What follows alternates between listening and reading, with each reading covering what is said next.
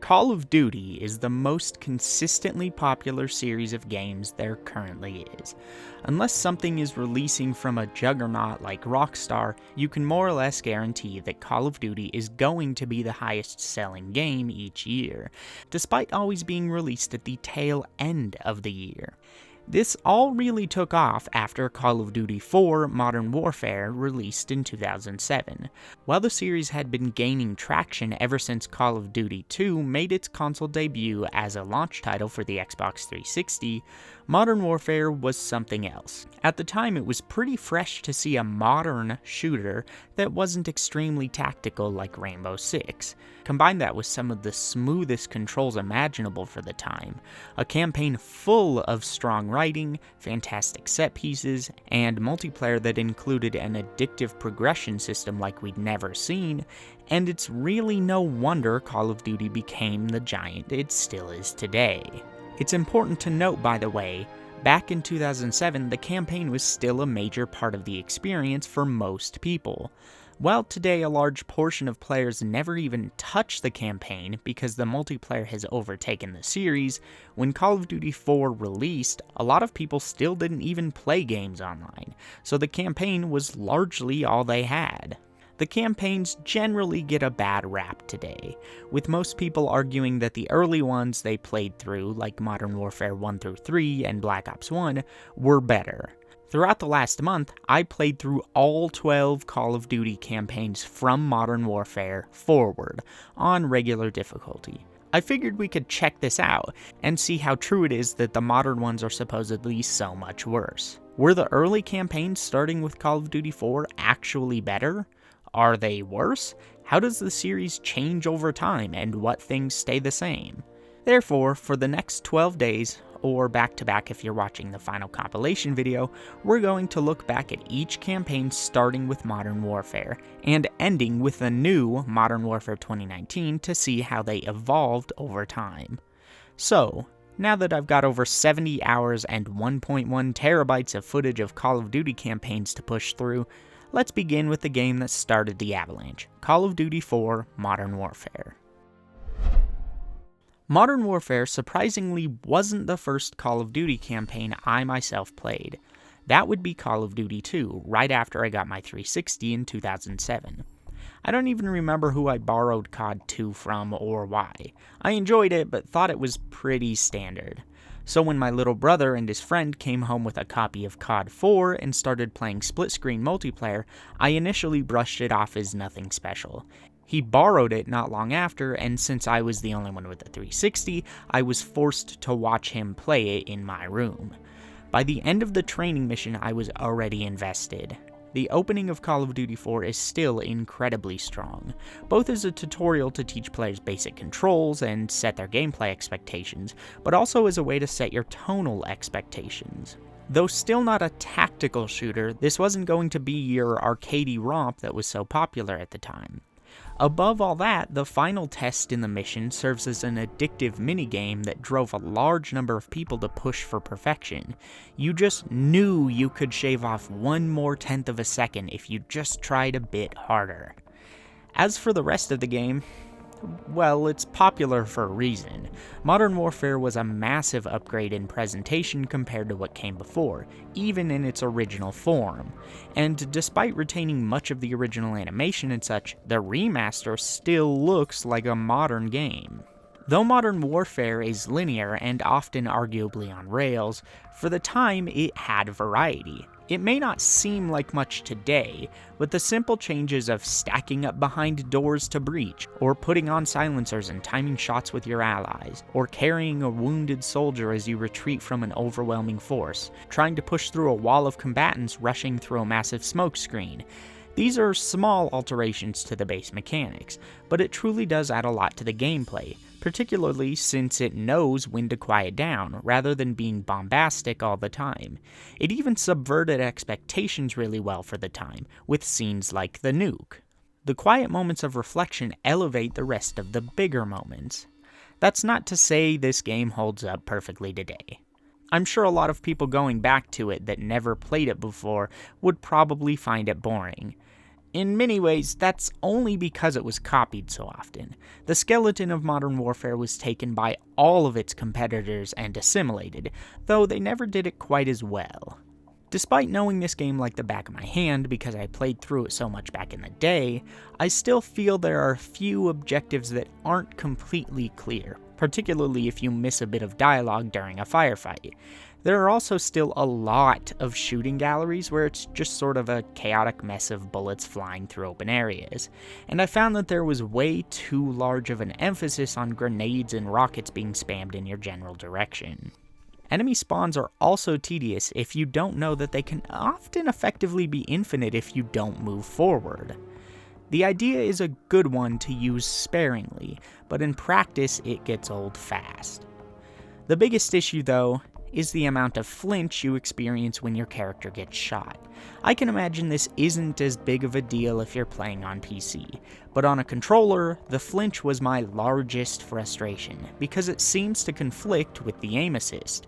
You'll get a beat on your target only to get shot right as you were about to take them out. The flinch will drive your aim off right as you shoot, you'll miss, meaning the recoil of your weapon will drive your aim further off, and then because the aim assist and the aim down sights both slow down your ability to correct back to your target, there's a good chance that you'll get shot again right before you've got them in your sights again, repeating the process. This happens quickly, meaning it always feels like if you're just a tiny bit faster you'll get it, but the best course of action is just to duck behind cover and reset, but that's boring and tedious.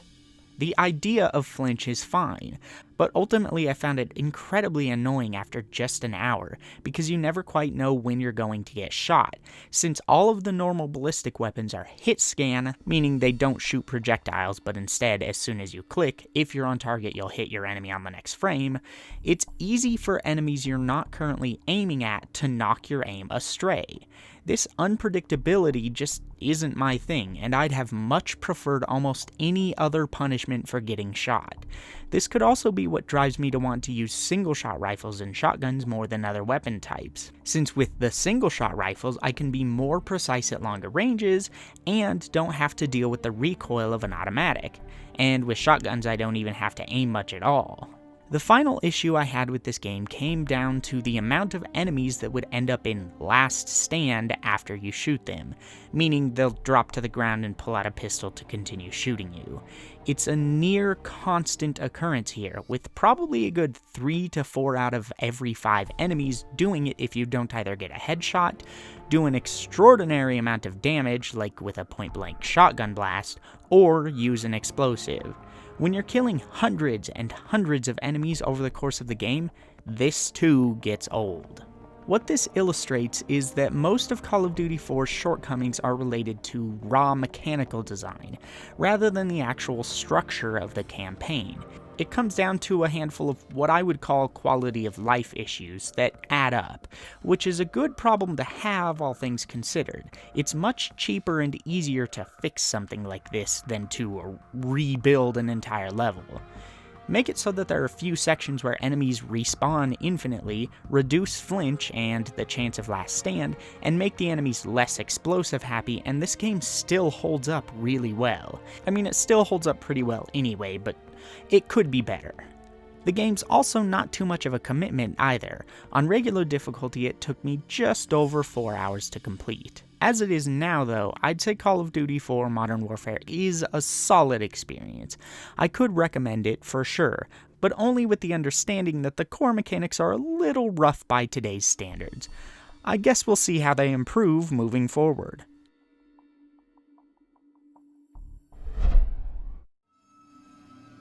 Next up, we've got Treyarch's first game on our list, and the final return to World War II for quite a while, Call of Duty World at War. Released only a year after Modern Warfare, people were expecting something big with this one. The question on the minds of myself and many of my friends was what they could do with World War II now that they'd done so much to transform the way the first-person shooter was designed. The answer? Well, not a ton, unfortunately. Clearly, Treyarch was still getting used to things, because I personally struggled to enjoy much of World at War at all. It was boring when I first played it back in the day, and I still find it boring now. Quick note, this game does have co-op for the campaign, but I didn't try it for this video.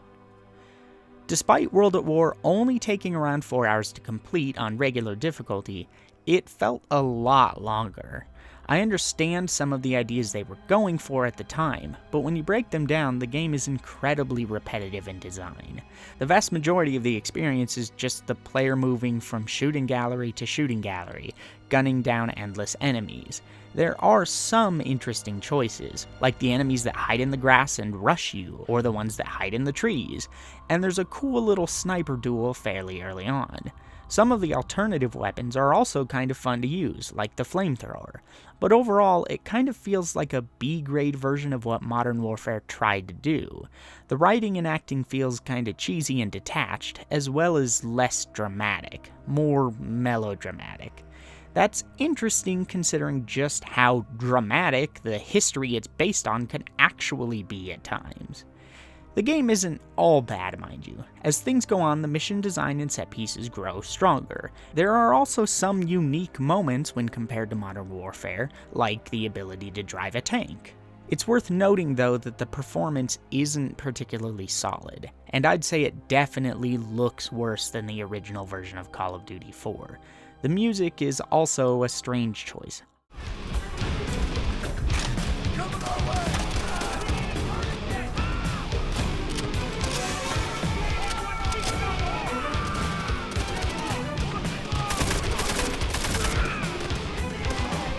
I love metal, but I don't think it fits particularly well here. Nor does the music here when you're going on this rather cool mission where you're in a plane taking down ships before landing the plane in the water to pick up soldiers who need help.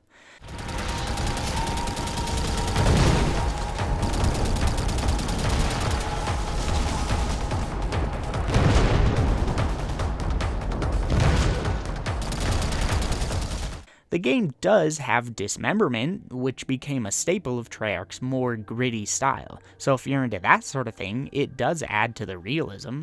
All that being said, despite using a different engine, the core mechanical shortcomings of the previous game are here and then some. This time, not only are grenades spammed constantly, but the grenade indicators don't seem to extend far enough now. Even if you're not in range of the indicator, it's still possible to take damage. But what's more, this means that unless a grenade is dropped at your location while you're not moving, if you run into an indicator, by the time you see it, you're probably dead. Seriously, the vast majority of my deaths were due to explosives. It's kinda ridiculous. There's another issue though, which was responsible for another large handful of deaths, which relates to the infinitely respawning enemies that still exist in this game. So as I said with Modern Warfare, there are sections where enemies in an area will respawn infinitely, and the goal is to create an opening to move forward, which will cleverly despawn the remaining enemies.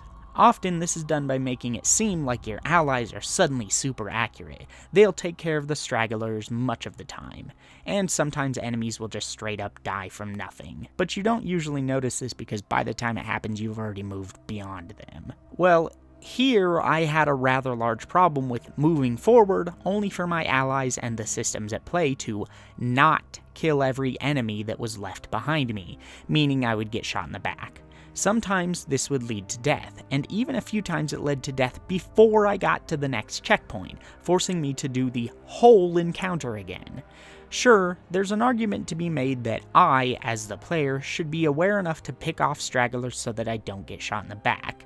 But at the same time, I'm also not supposed to be playing as a super soldier. The whole point in these early Call of Duty campaigns is that you're supposed to feel like a cog in the wheel of war.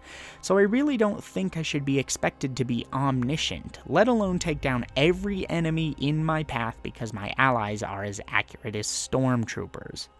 Not to mention, it can be a little annoying to have to shoot your way forward and then turn around and shoot dudes behind you while other dudes in front of you are still shooting at you. This only gets worse when you realize that many of the other problems still exist. Flinch is still really strong and isn't really fixed by the abundance of single-shot guns because, unlike something like the FAL in the more modern games, many of the single-shot guns in this game shoot much slower. Some of them are bolt action, so missing a shot becomes a big deal. Like I said, the game also loves to throw explosives at you like they've got trucks and trucks of them just laying around. Most enemies still drop into last stand or even just straight up tank bullets for whatever reason now. In particular, in this game, this is a terrible combination at points. When I'm expected to kill enemies fast enough to create an opening to move forward through, but flinch is causing me to miss my shots and take hits, which requires me to then sit behind cover and heal and reload, which means I'm getting grenades constantly lobbed my way because I'm not moving, which forces me to hobble from cover before I've healed, only to then get shot to death by a guy who's hanging out in last stand. It gets kind of exhausting. There's some terrible synergy between these punishments, which can lead to encounters that, while not insanely difficult on regular, still feel unfair and unfun. It's even worse here because there are instances where cover doesn't stop explosives like it's supposed to, as well as some issues where it feels like guns are intentionally made really inaccurate, though that second one might just be me misinterpreting what I'm seeing and the flinch and auto-aim and all that jazz. I also had an issue with set pieces intended to kill allies killing me instead because I'm going too fast, like in this example at the end of the game where Chernov is hit by a flamethrower. Overall, I'm not a fan of World at War, nor was I when it was new. It's still playable to some degree if you really want to see what it offers, but I personally wouldn't recommend it, especially considering the most interesting bit for me was that it ends by starting up the zombies mode, which in the release version of the game was a hidden extra until you beat the story. That's a cool as heck secret that turned into a staple of the series. Otherwise though, pass. If I thought I loved Call of Duty 4, it was nothing to how much I enjoyed Modern Warfare 2. Even up to this year, I regularly said Modern Warfare 2 was one of, if not just straight up, my favorite first-person shooter. I spent a lot of time playing this game and replayed the campaign a million times, just like so many other people did. This time, I obviously went through it on regular, which once again took me around 4 hours. Because the stakes have been raised, Modern Warfare 2 is much more bombastic than Call of Duty 4 on average, but that doesn't mean it doesn't provide some nice variety. Not only does the game look and feel much smoother overall, but the range of diversity is larger than before. One moment you'll be sneaking freely through a large, open Arctic base while a blizzard masks your presence, and the next you'll be marking targets for an armored vehicle in the suburbs of the US, followed by being holed up in a cage with a riot shield while enemies roll up on you from all directions. Then you'll be driving a jeep into the back of a plane. It has you doing more things more often and spends a bit less time in shooting galleries, though it never steps over the line into just throwing shiny things at you to keep you paying attention. A lot of these choices are also cool little twists on the normal gameplay. I particularly enjoy sections where things are just remixed a bit, so that I have to think about what is otherwise normal combat differently than usual. Examples would be the section where electronics are disabled after an EMP goes off, meaning your red dot sights don't work anymore. Another would be the part where you have to protect the storage device in the estate while it gets you the info you need. These aren't massive gimmicks that completely change how you play the game. Instead, they feel like a test of your skill with the regular mechanics, just in a unique way.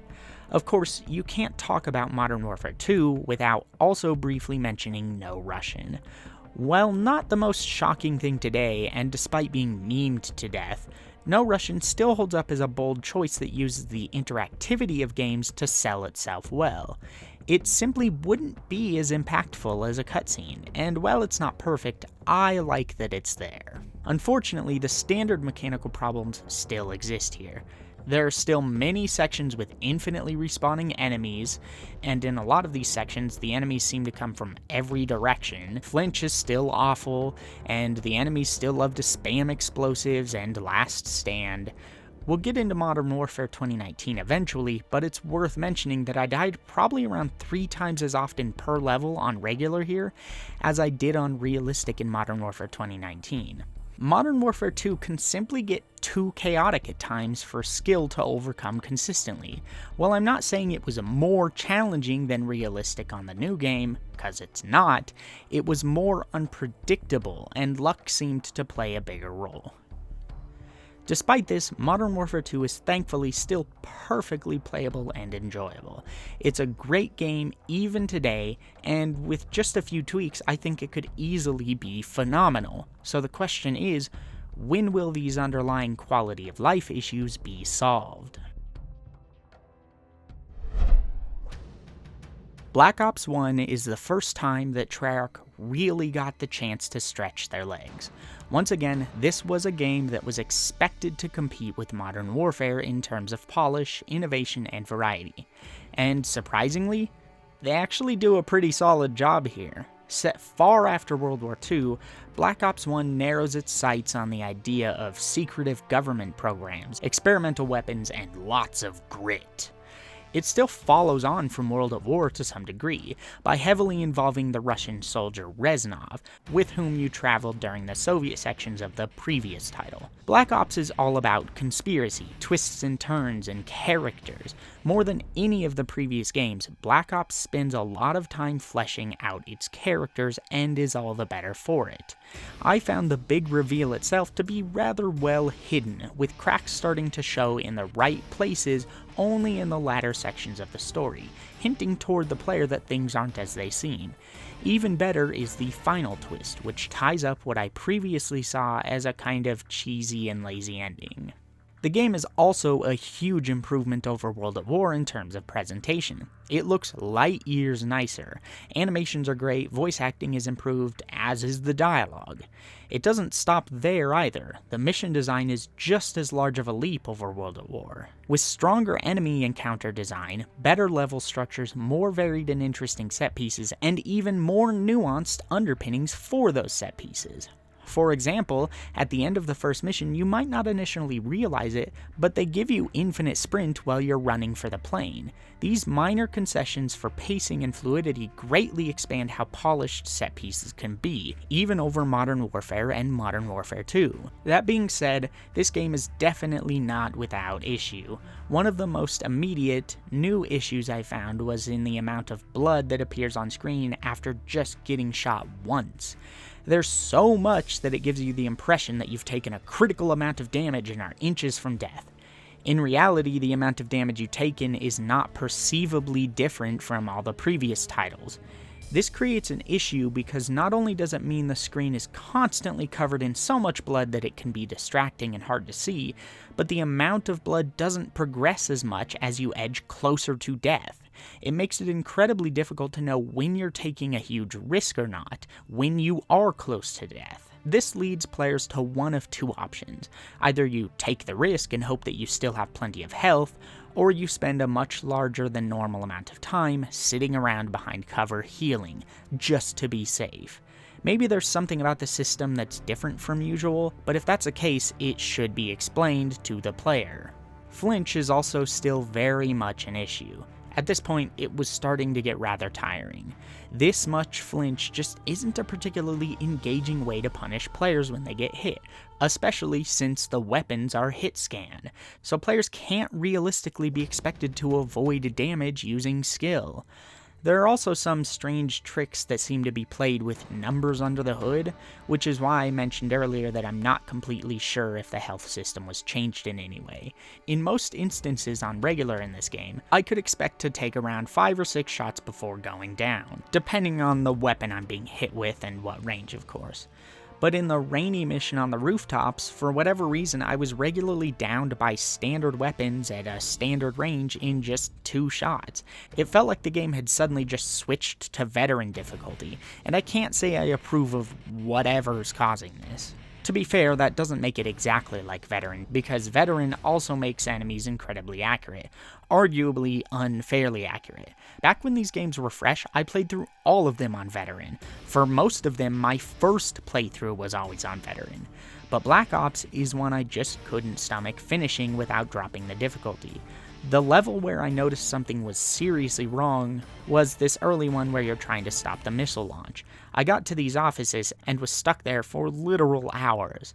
As I played, I started to notice that many enemies acted almost like they had an aimbot on and would snap to me in just a few frames, before downing me almost instantly. This isn't a phenomenon that I experienced in any of the previous titles, and while I tried to get to that point on Veteran again here to capture footage of this, I just couldn't be bothered, and this footage of me attempting to get there on Veteran explains why. Honestly, these days, I don't think Veteran is a terribly well-designed difficulty on most of the games, and this is exactly why. It's not challenging in a way that engages the player, it's just a war of attrition and patience rather than skill and intelligence. This footage also illustrates the problem I referenced when talking about World at War, where these early Treyarch games in particular really have a hard time auto-killing enemies as you move up. This one dude here became a huge problem as I tried to progress, because it checkpointed me with him still hanging out behind us. So at the start of every attempt, I had to remember to turn around and kill him, otherwise he would snipe me with his pea shooter from across the base a couple minutes later.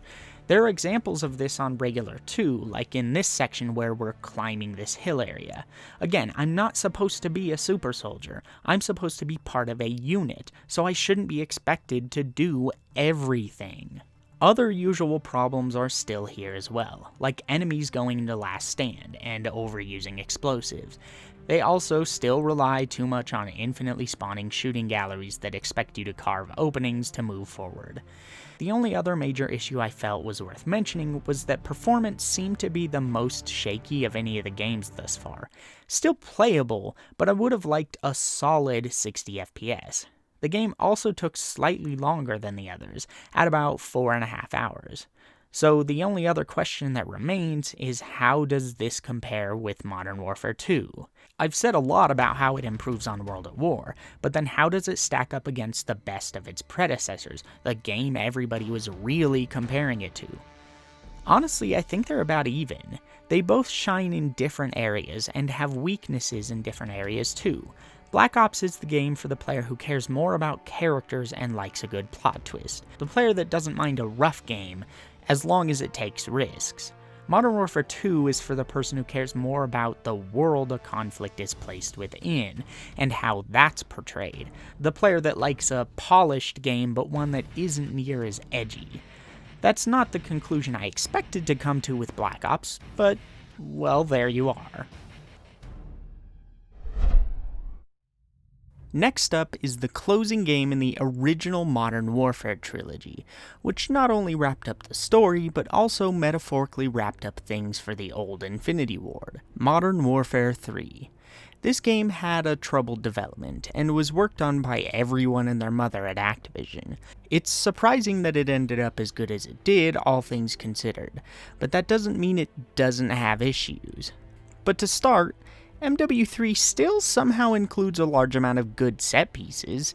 They continue to try and up the ante here, with missions that have you fighting through crashing planes, another mission that has you fighting through a blinding sandstorm, a final mission that has you wearing a Juggernaut suit, and, well okay, that's actually it, honestly.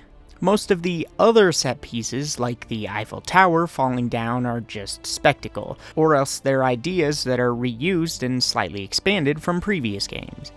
Don't get me wrong, I haven't mentioned it much, but the games all reuse and expand on ideas from the games before them. Black Ops 1, for example, has a mission that takes the AC-130 section of Call of Duty 4, and instead of just copying it, they make it a minigame where you guide your allies toward areas to clear out while warning them of enemies, and then seamlessly transitions to set allies on the ground so that you can take part in the breach of each building. Here you can find similar reuse, like in this boat segment, which is like a bigger, crazier version of the one at the end of Modern Warfare 2. but there's little denying that Modern Warfare 3 doesn't really take many risks in that regard. It feels like they only had the time to come up with cool ideas on paper, and then in the chaos that was going on behind the scenes simply threw money and artists at the ideas until they could make them as spectacular as possible. But most of it is surface level. This kind of leads to a game that's just too bombastic for its own good. Like, I get that it's World War III, and it's the climactic ending to the hottest trilogy in the world at the time, but the 11 out of 10 level of intensity gets kinda bland, and makes the game feel rather one-note. It's good then that this game was the same length as most of the preceding games, because 4 hours was enough for me. Even its attempts at being brutal and heart-wrenching feel somewhat cheap, like the family vacation segment here where the van explodes. I wouldn't say it feels out of place, but it feels like it lacks proper tact, for sure. The rest of the game is mostly just a bunch of running forward and shooting dudes, which, yeah, I know if you break it down to its most basic components, that's what all of the games largely are, but here they really focus on just moving forward and killing things. The level design helps, since it's usually wide, and environment concepts are varied. Some of the small mechanical gimmicks help as well, like the inclusion of hybrid sights, which allow you close and long-range sighting on a single weapon. But it's the most detached and bog standard of the Infinity Ward games otherwise. However, that does not mean all is lost, because this game marks the start of some changes to the issues we've discussed in all of the previous titles. Flinch is still an issue, so that's not great, but what's a nice step forward is that they seem to have slightly pulled back on the last stand problem, and massively lowered the amount of explosion spam. On top of this, they've seemingly dropped the amount of infinite spawn galleries down quite a ways, or else slowed down the respawns, which either way makes forward progress a lot better paced. I can't stress enough how great these changes are. Honestly, despite the game overall being more boring than all of the previous titles outside of World at War, I still enjoyed myself almost as much as the better titles that came before it, simply because I was rarely ever frustrated.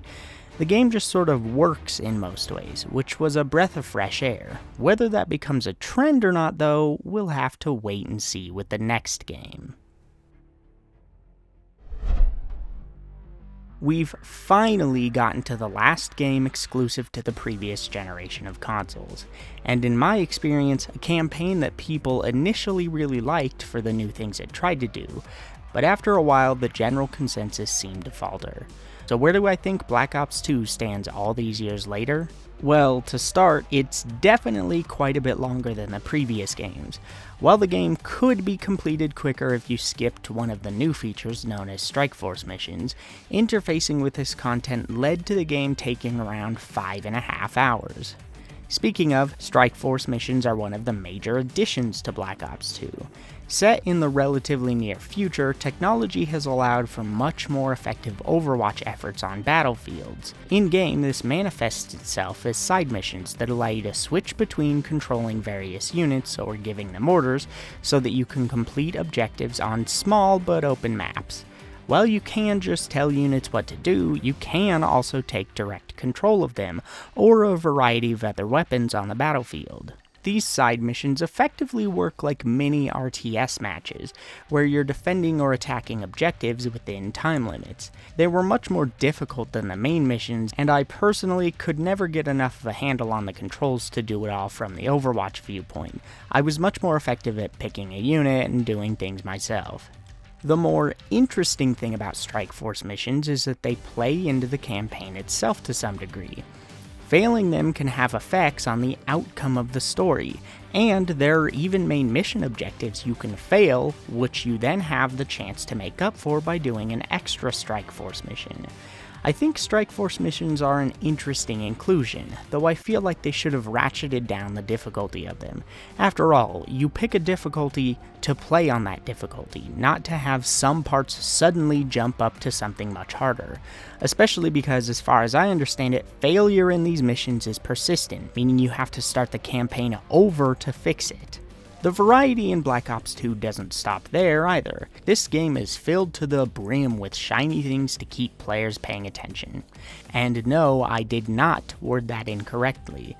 While it does mean you always have something new to do, it also means that the game can feel shallow, as you never quite get more than just a taste of anything you might find interesting. This includes all of the fancy new future tech, some of which can genuinely change the way you play in great ways.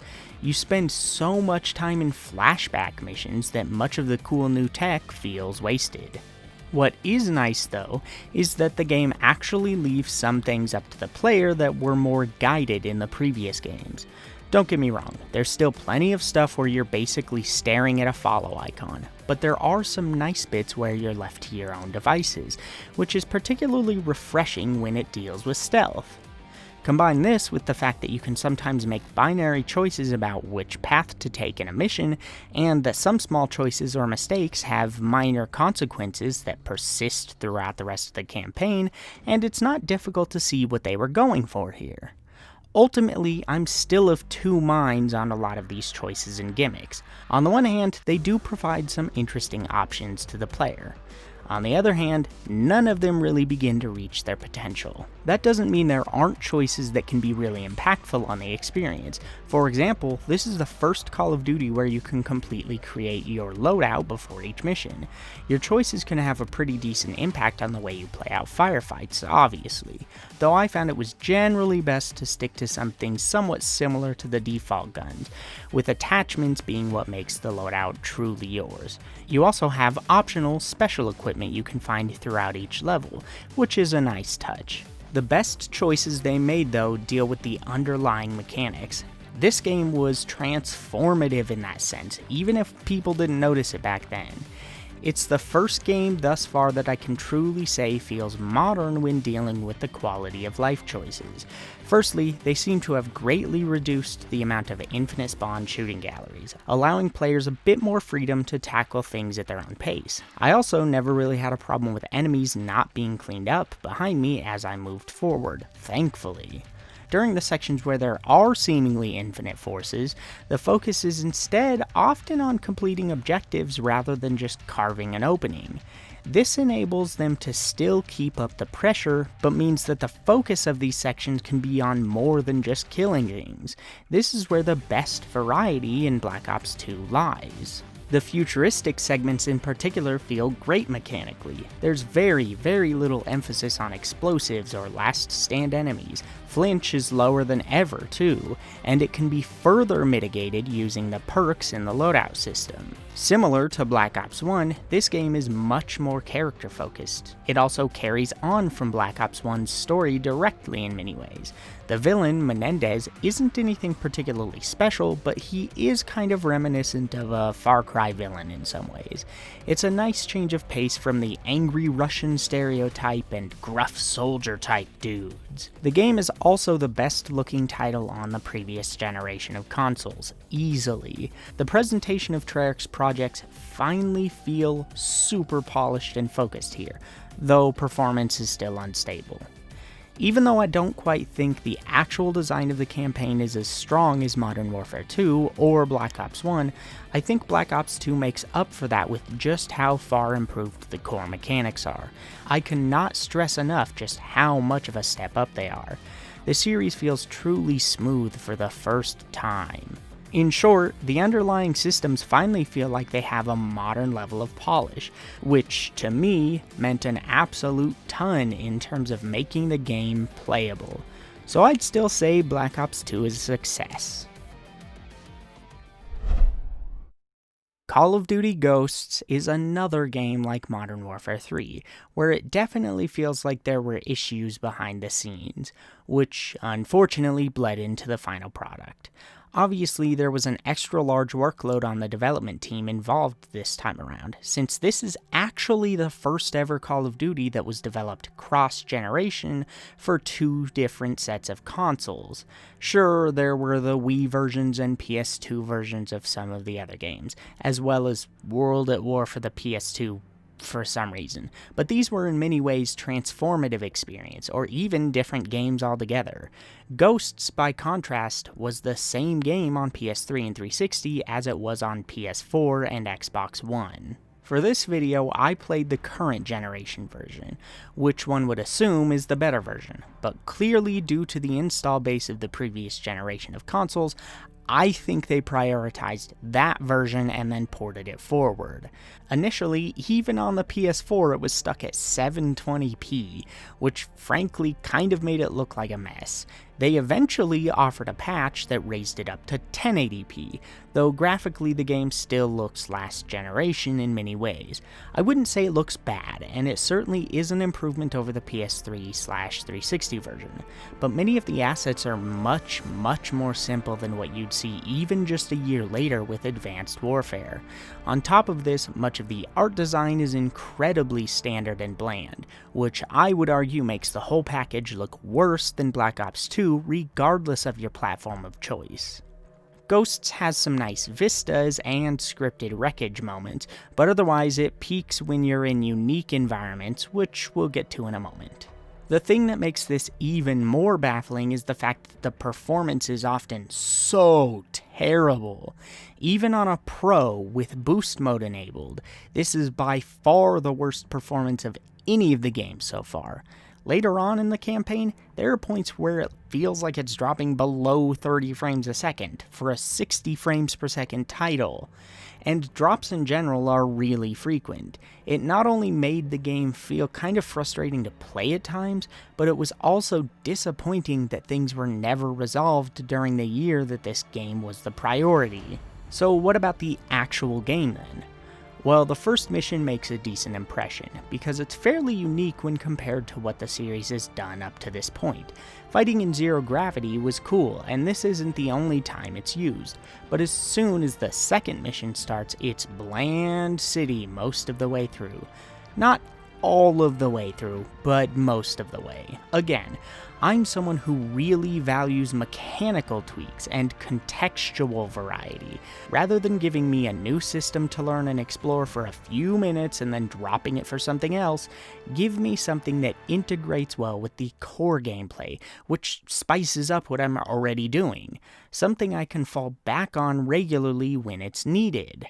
This is what separates endless shooting galleries from more interesting gunfights. It's why things like destructible cover can be entertaining. It's not transformative, it's iterative in a way that doesn't sacrifice the established gameplay depth. So the best moments in Ghosts are the ones that capitalize on this concept, like the underwater mission and the later full space mission, both of which use zero-gravity style physics to change the way you can think about approaching gunfights. There's also the flood mission, and in the mission where you infiltrate the base, I enjoyed the fact that you can shoot the ice to stop enemy vehicles during the escape. There's also a pretty decently cool tank section near the end, where you have a lot of control and freedom, though it's over too quickly. My favorite mission, though, is definitely the skyscraper bit. It's not a particularly fresh or complex mission, but the aesthetic and level design as well as the pacing were just my style, and it gave me the feeling that it was more freeform than it actually is. All that being said, much of the time the game is just bog standard shootouts. It also tries to spice these up with the type of little iterative bits I said I enjoy, but not only are these incredibly brief and not freely usable by the player, but usually they're just tricks that make you feel overpowered for a short time. Examples would be the points where they shut the lights off and you use night vision, or a similar section where the exact same idea is instead done with smoke grenades and thermal goggles. Ooh. These types of ideas are much better when they take some of your advantages away, forcing you to alter the way you play, like the swaying train section at the end. Beyond set pieces and level design, there are a handful of other new mechanical ideas. Two of the most organic in theory are the contextual lean and the slide. Black Ops 1 was the first game to introduce an alternative to crouching or going prone, with the dive. Black Ops 2 carried this same dive forward. Ghosts allows the player to slide, which can be a quick way to do things like get to cover or assault an enemy with a shotgun. By now, you know how things go with ghosts though. Neither of these mechanics are as polished as they should be. In my experience, the lean is fine, but I greatly disliked the fact that I usually had to be looking at the wall in order to activate it. Part of the point is that I'm trying to ready my pre-aim so that I can stop and pop from safety, but when I have to shift my aim from looking at a wall to aiming at my actual target as soon as I lean, that defeats the purpose. This is a good idea for a mechanic, but it can be improved quite a bit.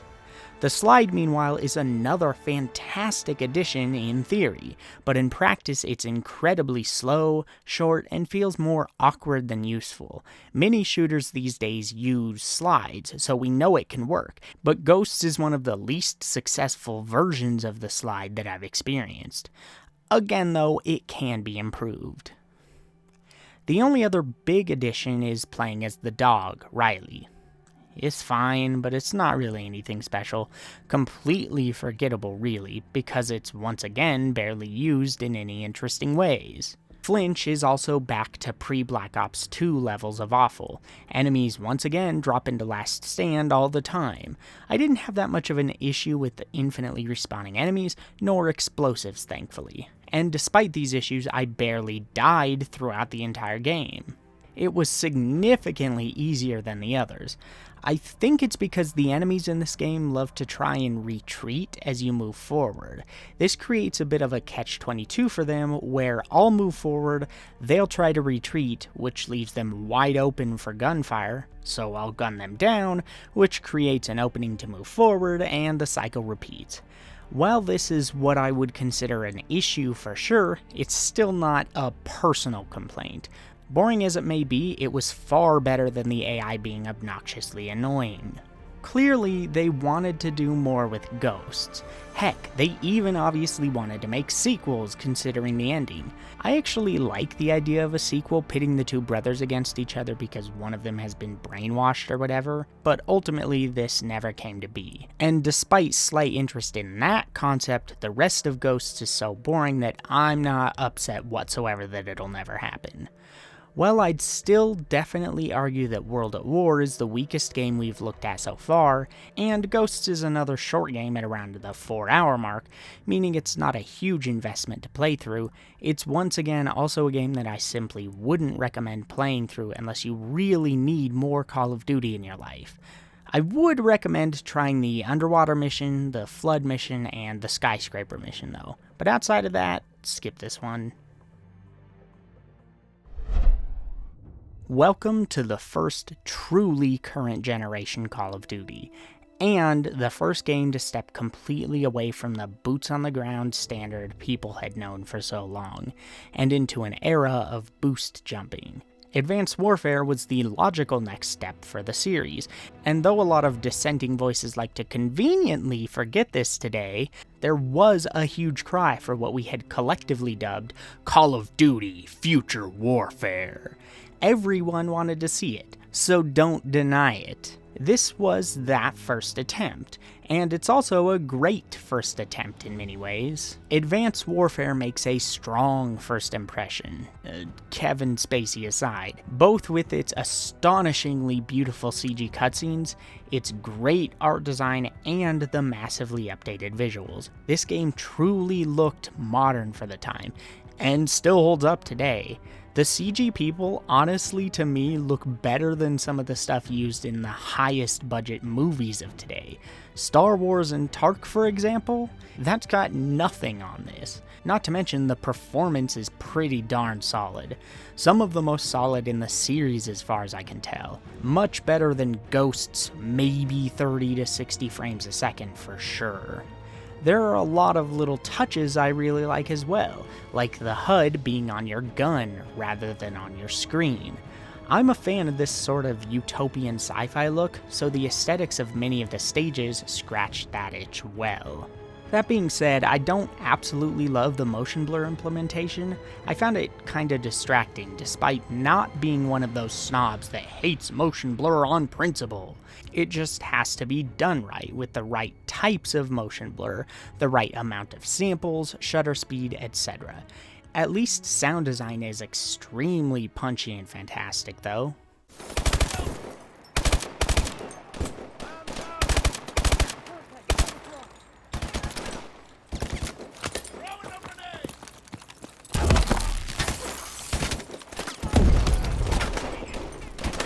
Facial animations in-game are also great too, though sometimes they come off as a bit overexpressive and therefore slightly goofy, but there's no denying it's still some strong animation.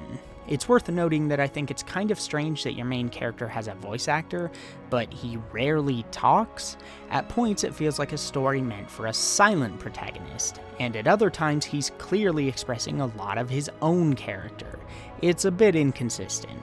Speaking of, I've seen some people argue that the death of your friend in the first mission is dumb because we barely knew him, so why should we care? That's my idiot voice. I don't really understand this because the reality is you're not supposed to care. Your character is the one who cares. It's meant as the catalyst that illustrates why he makes the choices he does, like by joining Atlas. The story is interesting overall because the villain is one of the more sane in the series, with big air quotes around sane. He's more calculating than a lot of the others, and has some points where he complains that politicians too often choose to put their citizens in harm's way by constantly starting frivolous wars. Obviously that's packaged inside a heap of evil, and it's also not exactly anything new for villains, but that combined with the fact that your best friend that dies early on was also his son really grounds him rather well. Kevin Spacey aside. So, mechanically, is Advanced Warfare as solid as it is in terms of presentation? Well, yeah, arguably even better, actually. Now, if you're expecting something that's not Call of Duty here, you've come to the wrong place. This is still very much a Call of Duty campaign, but that's fine as long as it's well designed. The biggest boon to this game in terms of design is all of the new tech-related stuff, which heavily gels with the core gameplay to add heaps of variety and player choice to the gunfights.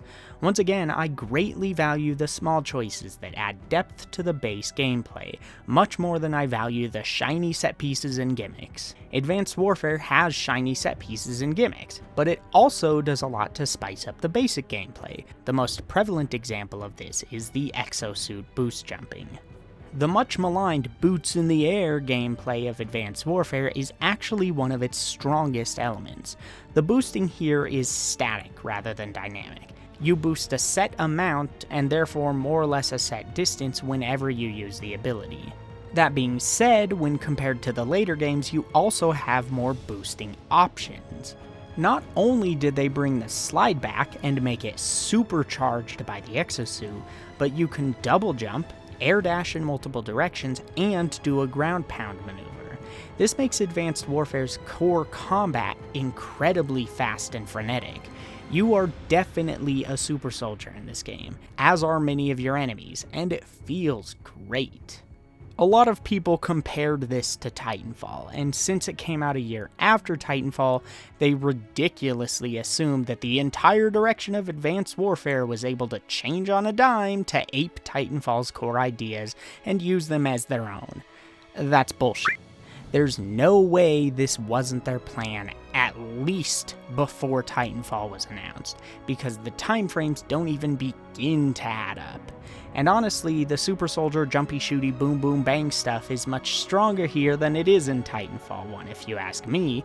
That's not to say Titanfall 1 is bad, and Titanfall 2 is f***ing amazing. But the insane improvements in Titanfall 2 completely eclipse what the first title did, and make it feel like a beta test. However, Advanced Warfare still feels polished and focused by comparison to Titanfall 1. Advanced Warfare doesn't stop there, however. There are a lot of extra touches that help it along. These include other exosuit abilities, as well as an alternative exosuit known as the Specialist Exo. Combined, these two exosuits give the player a multitude of options depending on the mission, from a cloak to a grappling hook to a shield, etc. Beyond your suit, there are also some mission-specific things, like a shield you can find that follows you to keep you safe, but the top piece of glass on the shield can drop down to allow you to fire back toward your enemies. Your grenades also serve multiple purposes by offering several modes this time around. These grenades are particularly fun because they offer options like EMP blasts, target acquisition capabilities, basic frags or flashes, or homing grenades that target specific enemies. The guns are a mix of standard choices and some great sci-fi options that I found incredibly fun to experiment with, though thanks to the slide I still loved shotguns in particular. The core gameplay here is just fantastic, and while the game uses some set pieces that are similar to older titles, it often uses them in fresh ways. Take this ambulance pushing part, which is similar to the cart pushing section in Black Ops 1. Well, here it's more organic, largely because of the control you have over when you push forward and the much tougher enemy spawns. That being said, it still has some issues. Firstly, I really wish you could choose your exosuit for each mission. I much prefer the assault one, obviously, as illustrated above. Flinch is also still pretty bad, though this time you can use the skill tree to reduce it, similar to perks in Black Ops 2. Oh, that's another thing by the way. There are challenges to complete as you finish missions, and when you complete these challenges you unlock points to spend on skills in between levels. Most of the skills are nothing to write home about, but I like that you get the choice, and none of the skills feel pointless or obsolete. There's also a lot of QuickTime event / button prompt stuff, and they often show up in places they don't really need to. Probably the biggest shortcoming though is that despite the longer runtime at about 5.5 hours, the level and encounter design, as I said up top, is still very Call of Duty. That's not inherently a problem, but I can't help but to wish that these great mechanics were in a game that gave players a bit more freedom. Overall, I really enjoyed Advanced Warfare. It's not the best thing ever, but it's far more than playable. It's a genuinely good campaign, and one that you should check out if you just want a bit of boots in the air fun combined with traditional Call of Duty design. Black Ops 3 is a strange game within the context of the series as a whole. It's kind of divisive, all things considered. Many people love the multiplayer and the zombies offerings. This was arguably the point where zombies itself finally exploded into something more mainstream. Others really disliked them, with multiplayer still including boost jumping futuristic stuff, and some of the zombies maps feeling kind of unfinished. One thing that's pretty universal though is that most people who tried the campaign for Black Ops 3 don't like the campaign for Black Ops 3. So what did I think? It's complicated. So to start out, let's get some of the basic stuff out of the way. Black Ops 3 was far and away the longest title up to this point, taking me a bit over 7 hours to complete. I'd heard horror stories of its length, and while I do indeed think it's too long, it's not near as bad as I'd been led to believe. Performance was pretty solid for me, which is apparently not the norm. I think the reason for this is that I was capturing the game while it was running at 1080p on a PS4 Pro, so if I had to guess, Black Ops 3 probably offers a 1080p mode rather than super sampling from a higher resolution, which led to a pretty solid 60 FPS the whole time as far as I noticed. That's not what you get if you play it on a Pro at a higher resolution. Beyond this, Black Ops 3 has a lot of 30 FPS cutscenes strewn throughout, similar to Advanced Warfare. However, a ton of them are mixed in with gameplay, which is much more jarring than what Advanced Warfare did. Since they lead in and out of gameplay directly, the transition between the frame rates really bothered me. According to Jason Schreier's article on the crunch developers faced during the development of Black Ops 4, Black Ops 3's campaign was supposed to be an open-world affair, but issues forced them to rework it into a more traditional campaign about halfway through. And when you look at a lot of the design, that makes a ton of sense. Lots of long cutscenes, much greater length, some really rushed progression gates that feel broken when compared to previous titles, and even the option to play the missions out of order for some reason, almost as if in the original concept you were supposed to be able to tackle said missions at your leisure. There's also a type of enemy that shows up in the earlier missions but then suddenly is nowhere to be seen for the rest of the game, with no explanation. The story also starts rather confusingly and throws a lot of terms at you really quickly, and only straightens them out after a few missions. It has much fewer missions than usual, which means some missions are over an hour long. It even has boss fights, which is new to the series. Though unremarkable, they're not that bad either. This campaign actually takes the most risks so far for sure. But this all leads back pretty smoothly to the lofty development goals they had, the troubles they dealt with, and the transition to linearity the project underwent.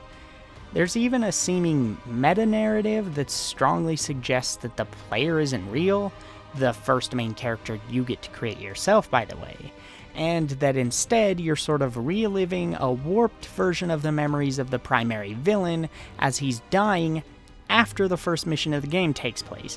The first mission is actually supposed to be the last mission, and it all goes wrong, but unless you look incredibly deep at small details, I don't think most players are going to pick up on that. Once again though, Black Ops always offers twists like this, so it doesn't surprise me at all. And though messy, the story that you will get in the game isn't awful. It's also worth noting that this is probably the most brutal game up to this point, but it just feels like shock value stuff most of the time, so I personally didn't care much for it. It's also the first game with a romantic subplot, so that's a thing.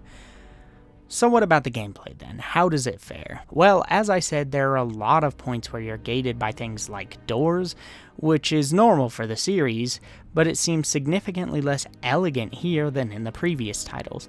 Many times this is because the markers telling you where to go show up before you can actually move forward.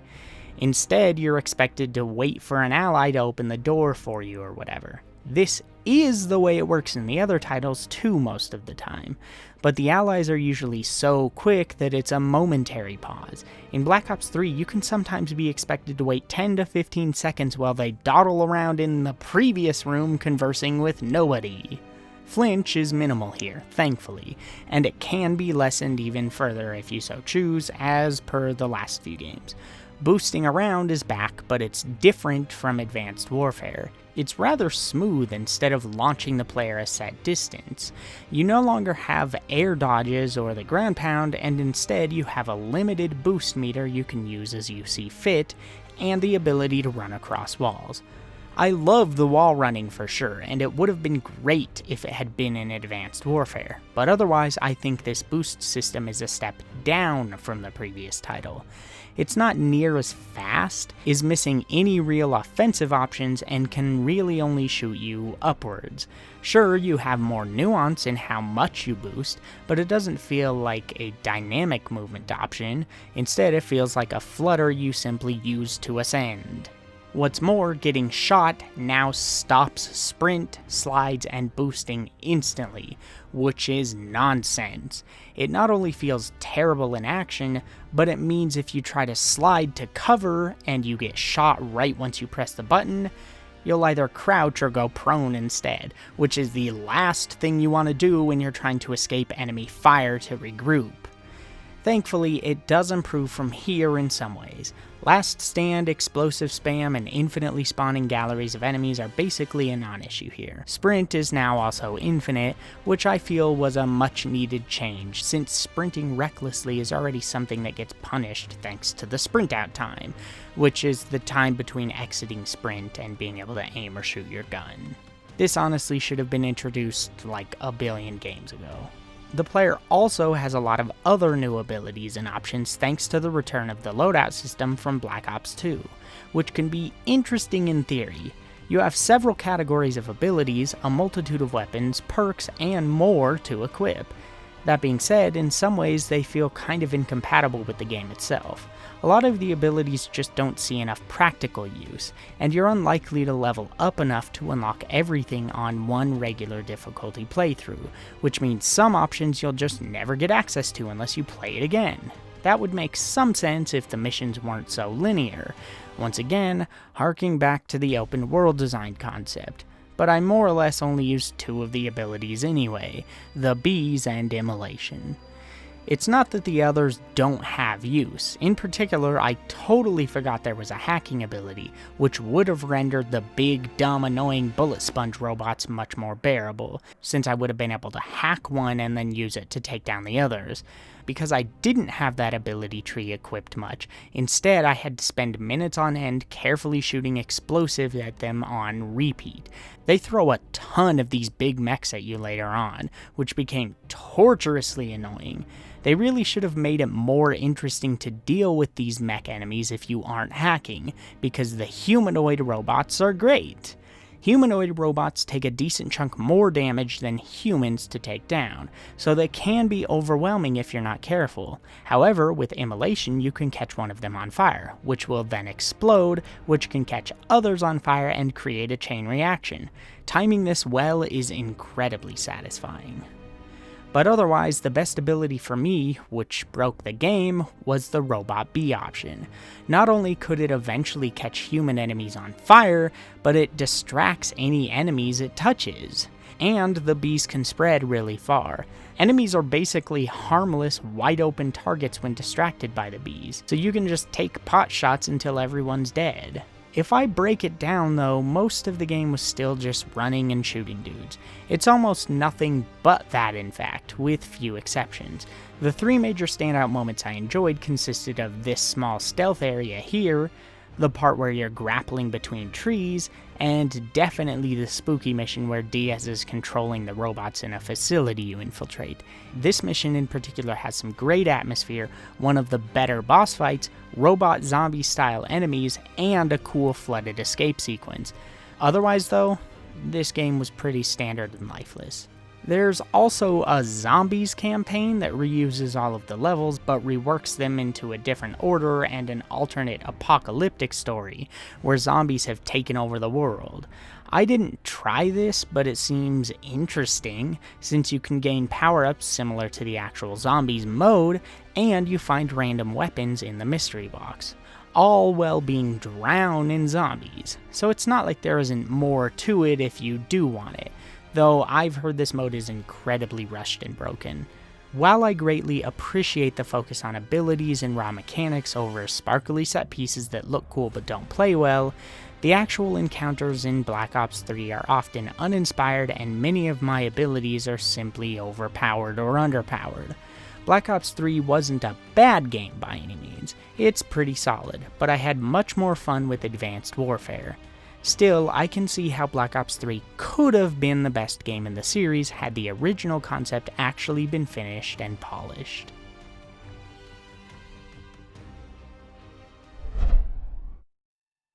Infinite Warfare, the game that at one point held the record for the most disliked trailer in the history of YouTube, and one of the most disliked videos on YouTube. Irony of all ironies, it's actually a great game, and arguably has the best campaign up to this point. I would definitely say it does. It's funny that people can hate on things on principle, and it's something I'll never understand. People are really fickle, honestly. Before Advanced Warfare, everyone wanted a futuristic Call of Duty. Once they'd gotten it, suddenly it was no longer cool to want it. So a growing number of sheep pretended that never happened and continually hated on the idea more and more as the months went on. I mean, before Black Ops 4 came out, many people argued that the campaign was a pointless inclusion that nobody cared about, so why even include it? So they didn't include one, and the internet collectively lost its shit. Look, I don't care if you have your preferences, we all do. I completely understand not looking forward to or enjoying a Call of Duty because it's not what you were hoping for, but that doesn't give you the authority to argue the game itself is a poorly made train wreck. It makes you look like an entitled child, and shows a complete lack of respect for the people who work so hard on these games. It's shameful, and you make all of us look bad by proxy. With that out of the way, what's so good about Infinite Warfare then? Well, for me, it's probably more effective to start by asking what isn't. My main issues with Infinite Warfare were mostly down to the handful of places where they stuck to Call of Duty conventions a bit too well. There's still a decent amount of standard shootouts, and as Racevic illustrates in his video on the subject, it's a bit strange that you're the captain of your crew, but they're usually still leading the charge whenever you're on group missions. It's also a bit of a shame that there isn't more stuff about the community of Mars, since that's the main opposing force, though there is reason for this. The side missions are also paced awkwardly, I guess, with a sizable chunk of main missions before you even get the chance to do any side missions, and then it throws nearly all of them at you at once. Do a couple more main missions and you'll unlock just a few more side missions, and then it's straight to the end. I think they could have been spread out a bit more. As for negatives though, that's about it. So where to start with the good stuff then?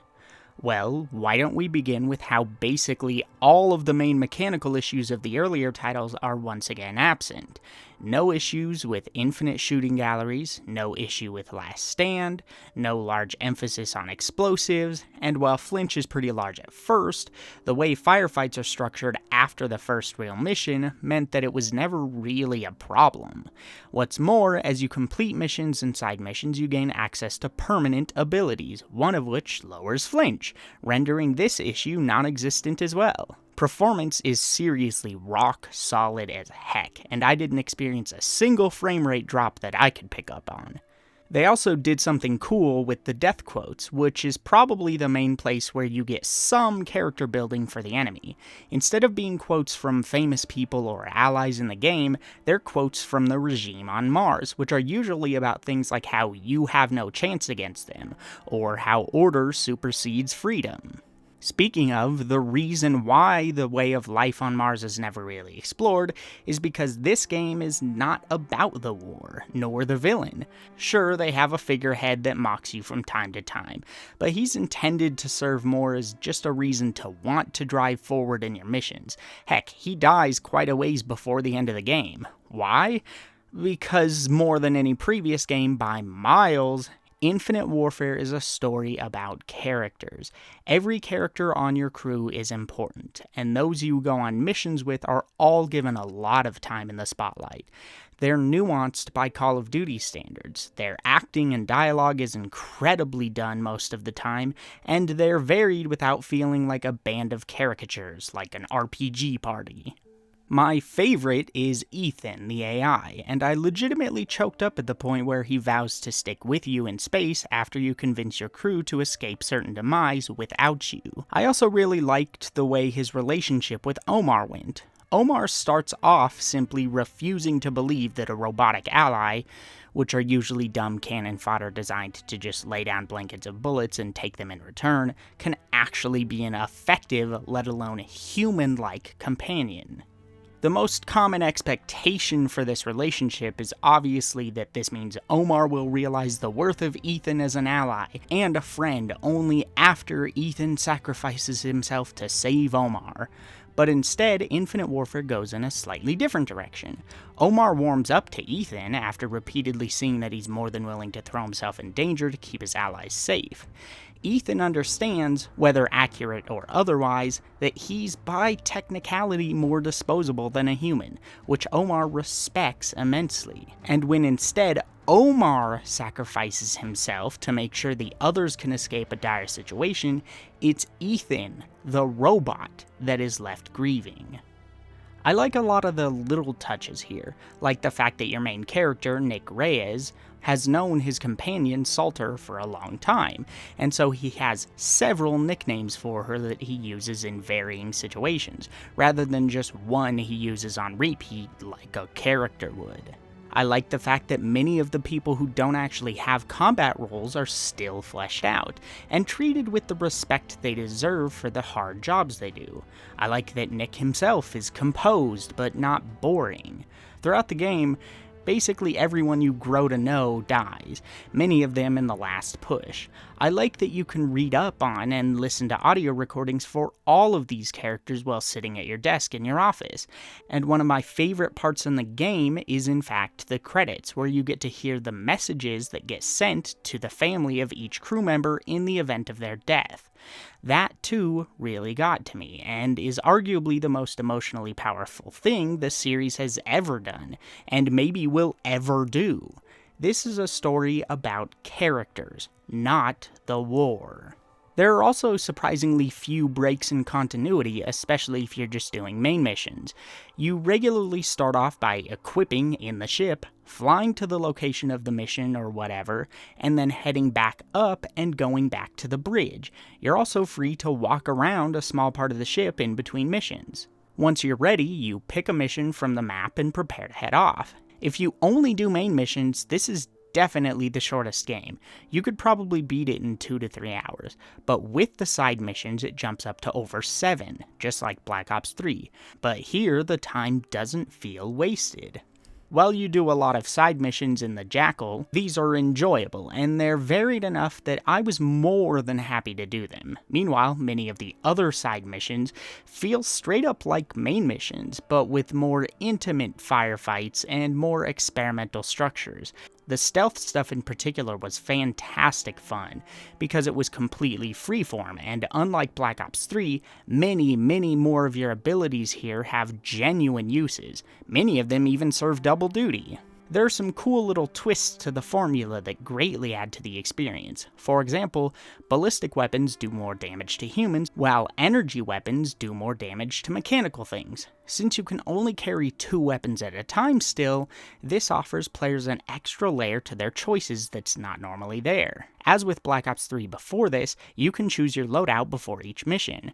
You unlock weapons in a couple of ways, including simply finding them laying around during missions, as well as unlocking optional armories which usually house special weapons.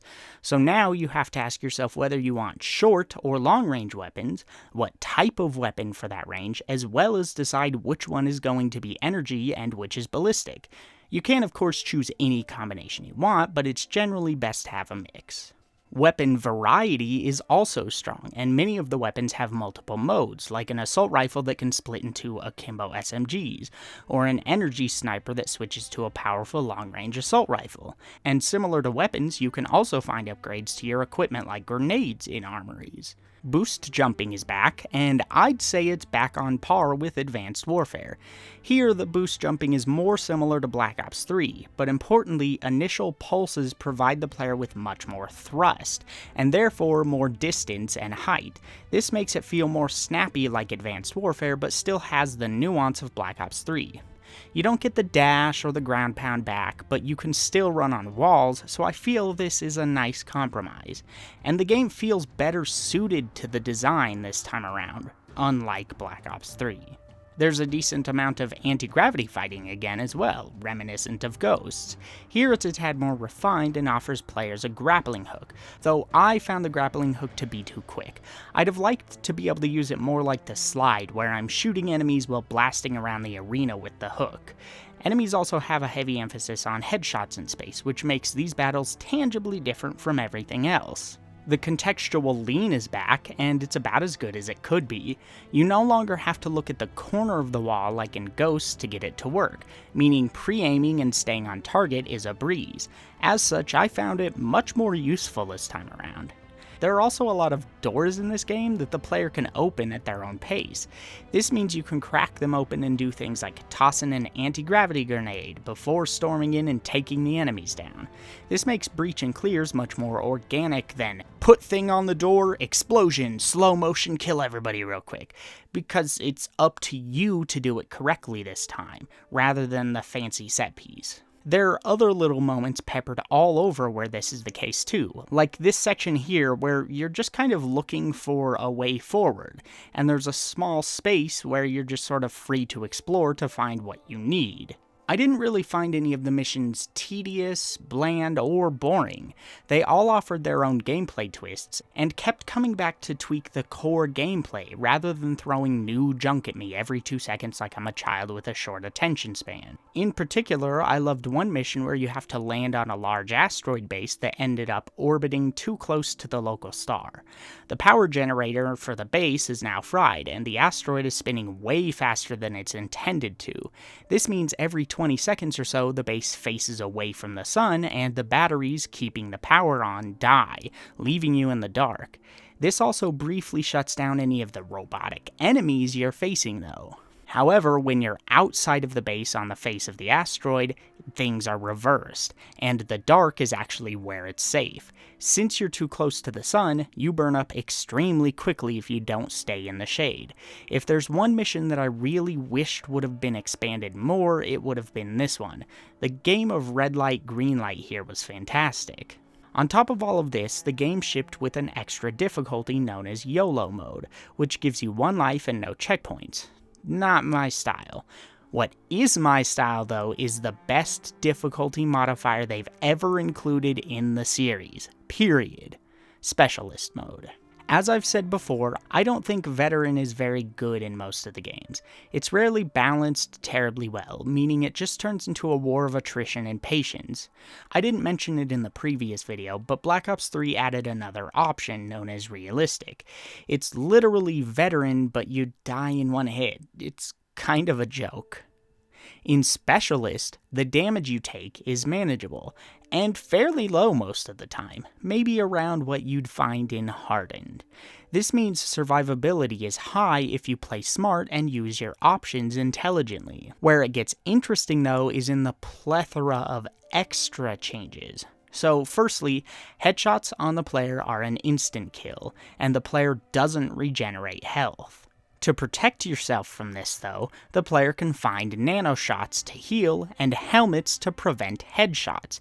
Helmets crack with damage though, and if they break while you're in space, you die instantly. Flinch is super high in this mode, and can even sometimes cause you to let go of your gun, which you then have to quickly press square to grab again before you drop it, or else you have to frantically search for it on the ground. At the same time though, enemies aren't super accurate like they are on Hardened or Veteran in most of the games, and again, the amount of trouble Flinch gives you in this game is significantly lower, even though Flinch itself is higher. So it turns into a balanced punishment here for playing unsafe, rather than an annoying inevitability for just playing in general. Beyond even this, your limbs can take damage, which can cause other various issues, like slower reloads, weapon sway being increased, or even being restricted to crouching and prone movement if your legs get damaged. Seriously, this is a transformative experience if you're tired of traditional Call of Duty. Honestly, Infinite Warfare as a whole is. It's still reminiscent of Call of Duty in many ways, and you can easily tell it's part of the Call of Duty series. But it's also the most successful departure in the series by a country mile, and Specialist Mode seals the deal. If people actually tried the campaign instead of just crying about how it's not boots on the ground and arguing that automatically makes it bad, they'd find the best campaign that Call of Duty had offered up to its release. It's truly a shame people are so fickle and entitled, because Infinite Warfare is a damn great game. Boots in the motherfucking air, motherfuckers. That's so dumb. After 3 straight games set in the far future, all of which chose to do something other than the traditional boots-on-the-ground gameplay that Call of Duty had become known for, the series was ready for a reset. Considering the development cycles involved, it's clear that World War II wasn't a response to the vitriolic nonsense that had grown within the fanbase. Instead, it seemed the series had chosen to go back to its roots of its own volition, and this game was the result. As the name suggests, Call of Duty World War II takes place during World War I, give or take a few years and a new regime hell-bent on genocide. In returning to World War II, this title saw fit to make a handful of changes to the core formula, some of which had been part of the series in one form or another before Modern Warfare caused the series to explode. One of these changes is the reliance on health packs and a static health bar that doesn't recharge over time. While one might see this as a massive change to the formula, because the world relied heavily on single-shot rifles at the time, it doesn't actually make the game feel that different from previous entries. Now you simply have to be a bit more aware of when your health is low and use a medkit to deal with the issue. Though it does create a bit of an annoyance if you end up running out of medkits and are low on health. If this happens, thanks to the weapons still being hit-scanned, you might as well just sort of give up, because it's unlikely that you'll get to a medkit before you get shot, particularly if Zussman isn't around. Zussman is one of many of your allies in World War II, and I would assume he's a field medic, considering he can offer you medkits on request as long as his meter is full.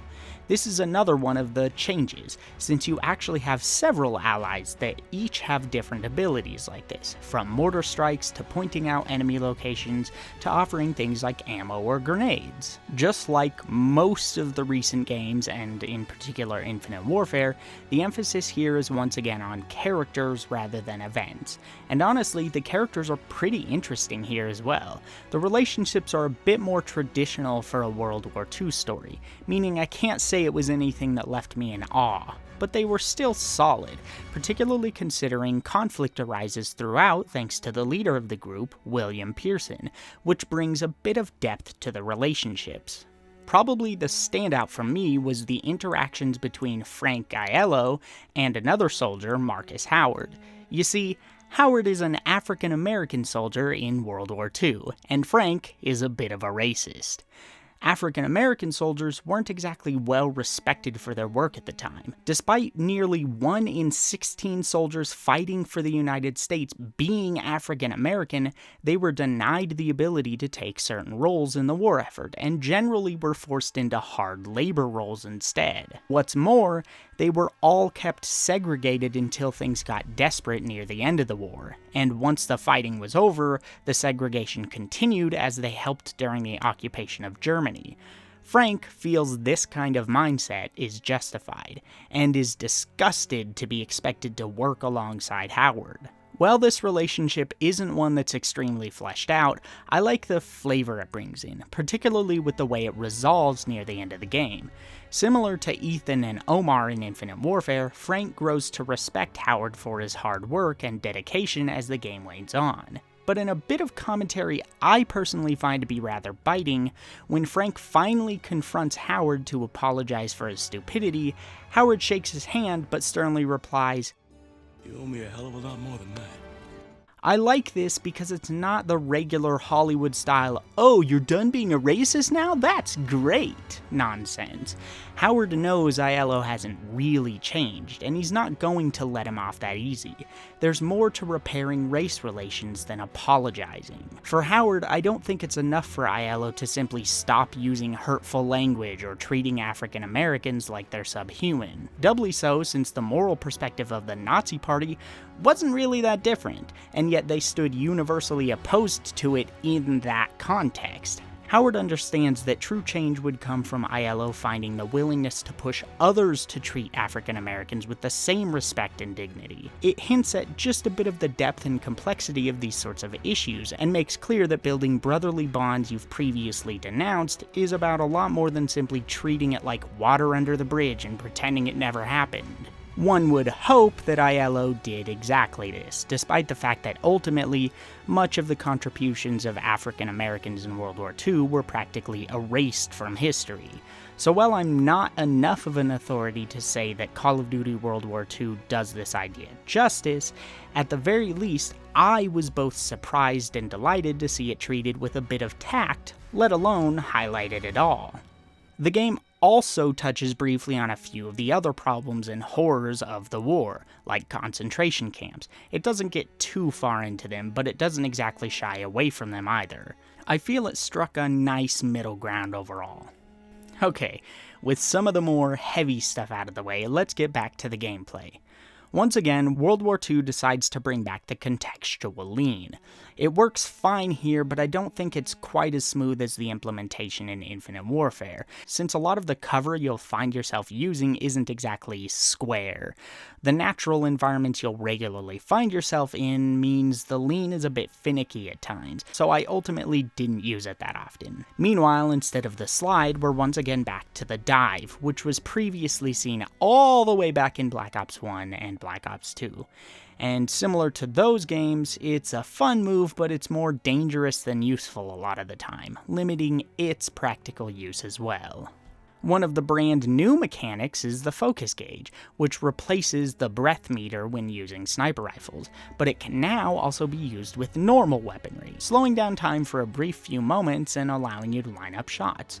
I once again didn't use this that often, but it's more so because I kept forgetting about it. It was actually a pretty useful mechanic otherwise. As a way to give players a bit more control without it feeling like it stems from some sort of sci-fi time dilation belt or something, I think this works. It's basically just bullet time in the first person. Hardly new within first-person shooters, but I feel it's done particularly well here. Beyond this, the game also employs more complex QuickTime events and uses them fairly regularly, almost like it's a nod to Call of Duty 3.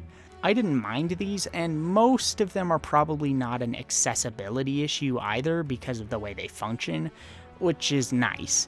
But I also don't feel they added too much to the game, and honestly probably won't even remember they exist in just a few weeks. Finally, one small thing I wish they'd have done more of is the ability to flip tables over and use them for cover. Granted, shoving random tables around the environment constantly would have been goofy and stupid, but it's yet another one of those tiny little additions that I feel adds some much appreciated flavor to the moment-to-moment action and is underutilized. Overall, in terms of gameplay, I feel they did what they could with what the history it's based on afforded them. I won't fault them for that, since it's much stronger than something like World at War is today, but it's still worth noting that it's ultimately pretty tame and standard compared to the last handful of games.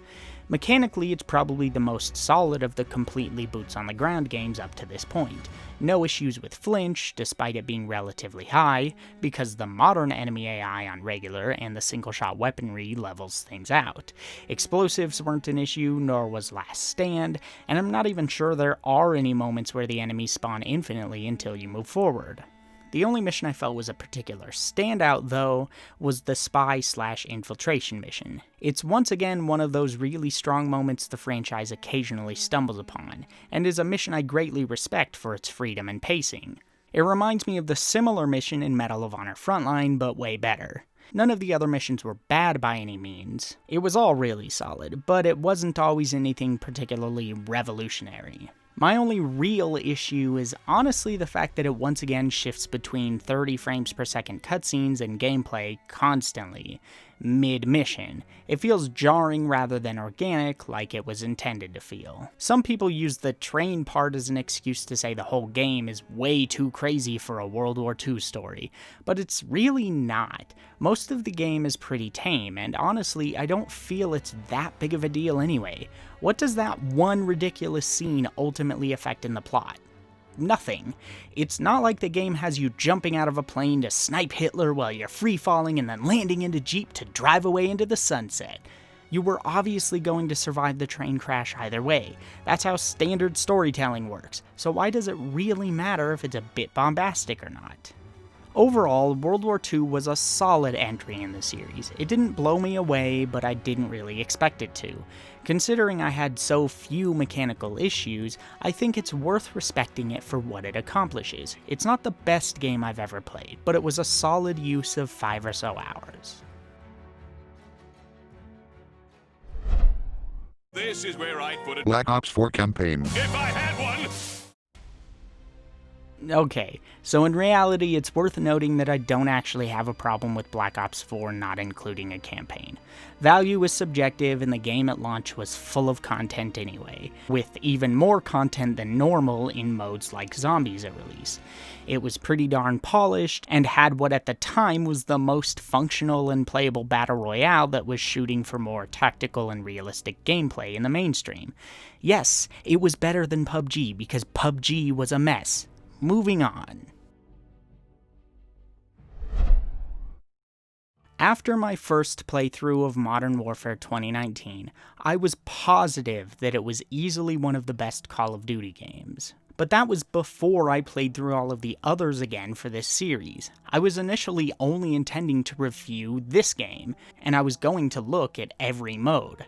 But with the Spec Ops mode having so many issues at launch, and multiplayer being a mode that's in a constant state of flux, I just wasn't that interested in doing such a thing. But it did ignite a curiosity to see if it really was so much stronger than most of the rest of the series, so I replayed them all, and with them all fresh in my mind, I can now see the threads that led to this point much clearer. Some of the things that felt so fantastic in Modern Warfare 2019 were suddenly revealed to be old ideas in one way or another, with a new coat of paint on top of them to freshen them up.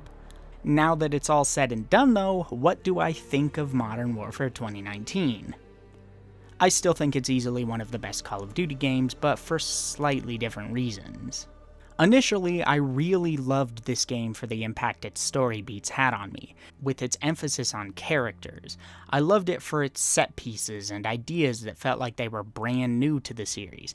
I loved it for risks I thought it took in level and encounter design. All of these things were sprinkled throughout the other titles, though, in one form or another, and here and there I can definitely say these ideas were done just as well, if not a little better in said other titles. But what was missing from all of these titles, other than Infinite Warfare, was the sheer mechanical polish and focus Modern Warfare has, the impeccable gameplay pacing, and the culmination of many of the best ideas the series has tried up to this point. Previously, all of these shining lights were scattered, but here they've been brought together to create a strong, shining whole. So once again, let's blaze through the basics. Modern Warfare 2019 has no issues with flinch. I didn't have any issues with infinitely spawning enemies, nor excess explosives. Same with Last Stand. This game feels like I wish Modern Warfare 1 and 2 did. They also gave you infinite sprint again, just like Black Ops 3. Though this time you can double tap the sprint button to enter a sort of super sprint, which has a very short duration and needs to be used tactically. The slide is back, which I really appreciate, because it's once again really effective. Mounting weapons now replaces the contextual lean, and it's an insanely useful addition. Where the contextual lean could sometimes not function particularly well, and sacrificed player agency for a bit of safety while aiming, mounting functions nearly flawlessly, and instead affords the player agency, extra accuracy, and safety at the cost of reaction time and agility. I used this constantly, and it has a transformative effect on the gameplay. What's more though, is that it pushes the player to think more strategically, rather than just rushing corridors, popping shots at whatever moves, and then moving back to heal. This is probably one of my favorite mechanical additions in the series, which is crazy considering how simple it is. Not to mention how dead set I was on every Call of Duty going forward, stealing Rainbow Six Siege's lean function because I thought it was objectively the best for console shooters. This serves a slightly different purpose, but is just as good as Rainbow Six's lean. It also feels like enemy accuracy is related directly to what actions you're taking, further prioritizing swift but tactical decision making. It seems like sprinting makes you less likely to get hit, with super sprint lowering that chance even further. Same with sliding and mounting. But punishments for just running around and shooting stuff from out in the open are large.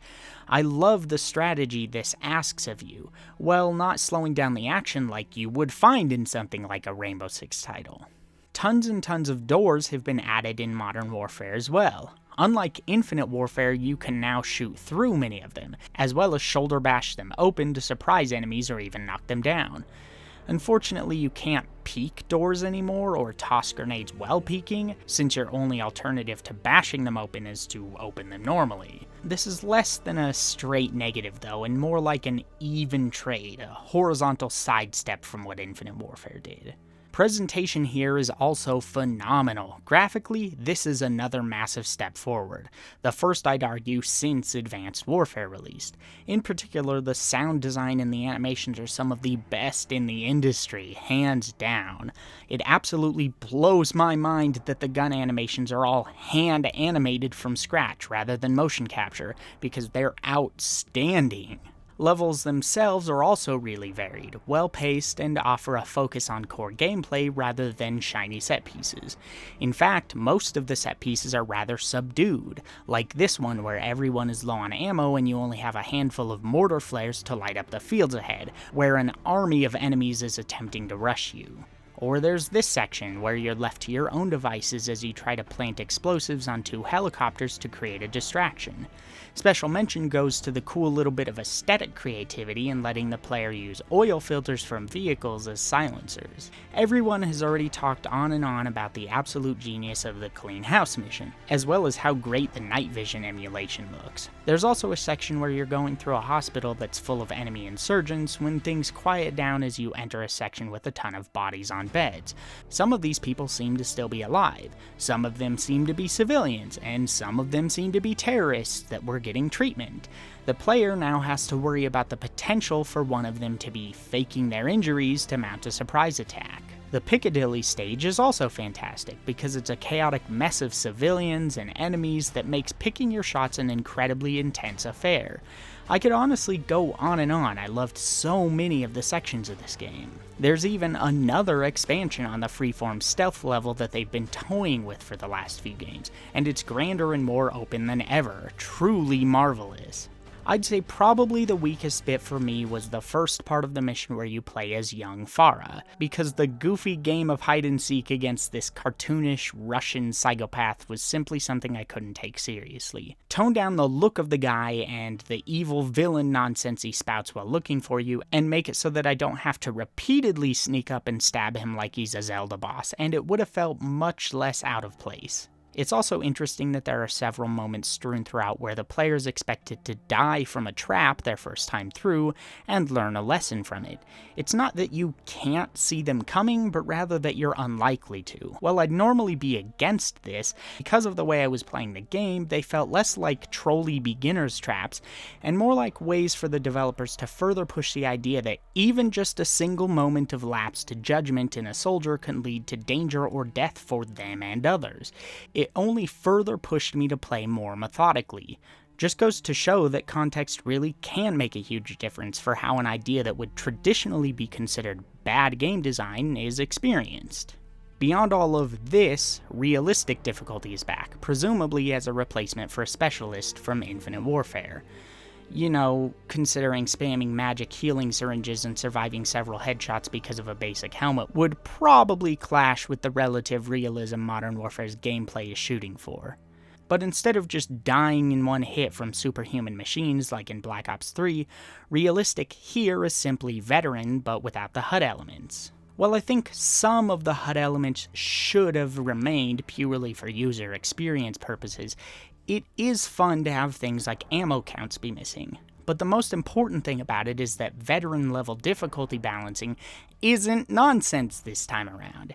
You can still take a shot or two more than you could on previous versions of veteran, and enemies aren't using aimbots. In fact, they only feel marginally more aware than on regular, and considering they already felt pretty naturally aware and accurate on regular, this has a transformative effect on how playable veteran and realistic are.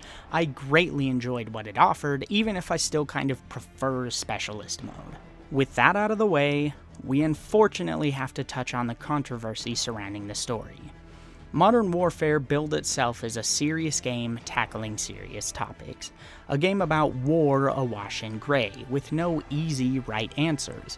But for some insanely strange reason, it's also a game that was repeatedly cited as being apolitical. Now, I liked this story. As a human being, as an individual independent from the critic, I really loved most of this story. Once again, largely because of the characters.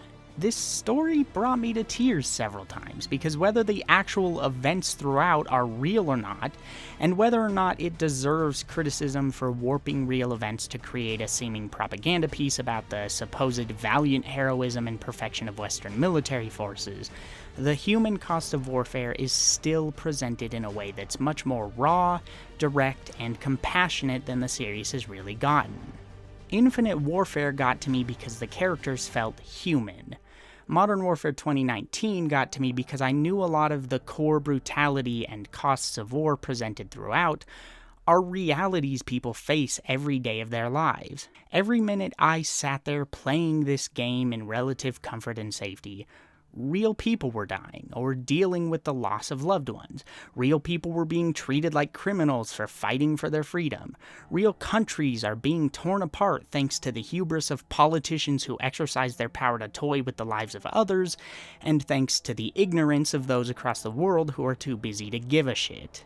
I understand the game's story isn't perfect, and there are a lot of arguably ignorant choices it made for the sake of entertainment. But I also can't deny the way it made me feel and the thoughts it had me pondering while I played. Maybe that's because I'm smart enough to understand that many of our leaders treat military force like a toy, so I would never assume that our hands are clean, or that the ends always justify the means. It didn't warp my perception of reality like so many fear it could with its misinformation, but maybe I'm the exception. Look, the developers have given their thoughts about how political this game is, which I sympathize with. But if we're honest, I believe that calling it apolitical is their way to avoid scaring off the consumers who are genuinely dumb enough to believe that simply saying something isn't political means it's not political. You know, the type of people who think politics don't belong in games. The type of people whose understanding of games and their themes literally stop at Metal Gear 2 is dumb because Raiden is gay, and Metal Gear Solid 3 is cool because Snake is a badass, bro. The type of utter idiots who firmly believe Metal Gear isn't political. I don't agree with bowing down to those people. Fuck them. But I don't agree with the developers either. Call of Duty is political, and that's a large part of its potential value. It literally cannot not be political. There is no escaping that with clever language. Nobody involved in the production of these games should be afraid of that. My favorite thing about Call of Duty 4 and about the new Modern Warfare today, aside from the strides they make for their specific brand of first-person shooter, is the stuff that's political. That's what moved me, in spite of its problems. So here, I want to take a bit of time to talk about the places where the game affected me. That does not mean these bits are free of issues. Rather, I simply don't want the positive things I experienced to be lost in the overwhelmingly negative discussion. So firstly, I've heard some people argue that the game has no teeth, because you aren't given real choice at a lot of key points. But what they disregard is that a lack of choice can often say the most in a given context. The perfect example for me in Modern Warfare is the point where the Butcher has a man and a child hostage just behind a locked, bulletproof glass door. He kills the man and then threatens to kill the boy if you don't open the door and let his forces through. If you open the door, he immediately kills you, leading to a game over. Similar to the white phosphorus section in Spec Ops: The Line, this is a mechanical option that presents a false choice. The illusion of a choice, but lack of real control, is intended to illustrate the complexity of the situation. That falls apart if the player just has the option to gun everyone down and play the hero like it's Gears of War. The key difference people often fail to bring up, though, is that Spec Ops intentionally frames all of your real choices as wrong no matter what you do, because it's a commentary on violence in games, the effects of nationalistic patriotism, humanity, and PTSD in military personnel. Spec Ops: The Line is trying to clearly state that all of the choices you make in the game are wrong, whether you actually have a real choice or not. By contrast, Modern Warfare is trying to illustrate that these choices are instead complicated and gray. If you open that door and you die, life ends for that soldier, and they've accomplished nothing but putting more people in danger. In trying to make the moral choice and save the kid, they're dead. Game over. So instead, when both morality and practicality are at odds with each other, Modern Warfare is asking which is more valuable, the moral choice or the practical choice. I can't really see a better way to present this question in the context of this encounter. Let's say you could instead open the door, the kid died anyway, but you could gun down all the enemies.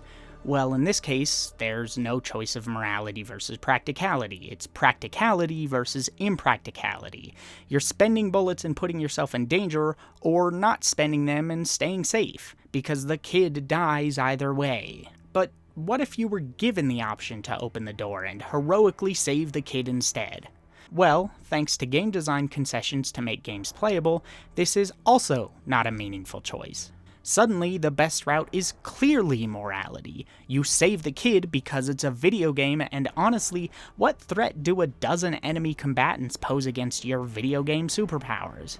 This is the exact same issue that would arise if Spec Ops allowed the player to avoid using the white phosphorus, because we all know that AI army doesn't really stand a chance against your human intelligence and recharging health. Such an option would devalue the ideas that such a segment are trying to instill in the player. So similar to Modern Warfare, if you actually try to gun down this army in Spec Ops, you realize it's an unwinnable battle with infinite enemies.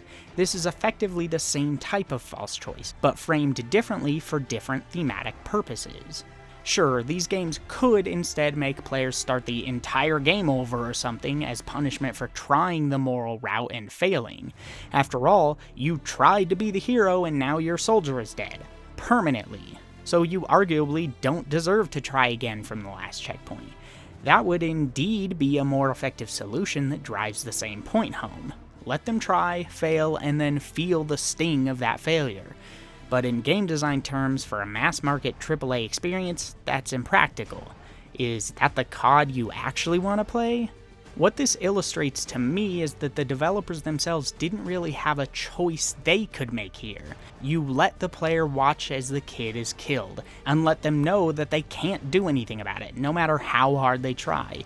You then ask them what that says about the humanity of the individuals that didn't stop such an atrocity. Ask them how effective it really is to excuse practical inaction when it flies in the face of morality. I really don't think that this is the equivalent of saying nothing, as some people have claimed. And while I can see the undertones potentially glorifying the Western super soldier image, again, that's not at all what I saw. The larger picture this discussion is framed within deals with how the game wants us to see characters like Price and Gaz. As I said, there's a very real argument that they intended us to see them as valiant heroes that do what needs to be done, even if it crosses the line. Why? Because it saves lives and prevents further war. But once again, I didn't personally get this impression. When Gaz is fuming at the end of the first mission and mentions how he wanted to take the gloves off and fight on his own terms, doing whatever it takes to get the job done, I didn't see this as a statement of superior thought coming from the developers. Instead, I saw the same general line of questioning I illustrated above. How far is too far? What actually justifies things like torture or the scarring of innocence to save others? Do the ends actually always justify the means? Up to this point, Price is portrayed as the guy who will always make the hard choices if it means a better overall outcome. To him, the cost is never too great until it leaves you with less than the alternative choice. This all comes together in the section where you're interrogating the Butcher later on. The idea presented to Gaz and the player is, well, Price is willing to do whatever it takes. Are you? No, are you really? Or did you just puff up your chest and say empty words? Yes, obviously we know after the fact that if Gaz's team had been allowed to act, the terrorist attack at the beginning of the game could have been stopped. But where do you draw the line without the benefit of hindsight? Gaz himself more or less asks this in the cutscene where they're driving later on. What really constitutes crossing a line? Is it the one who's in charge that makes the difference? The supposed moral high ground you believe yourself to be standing on?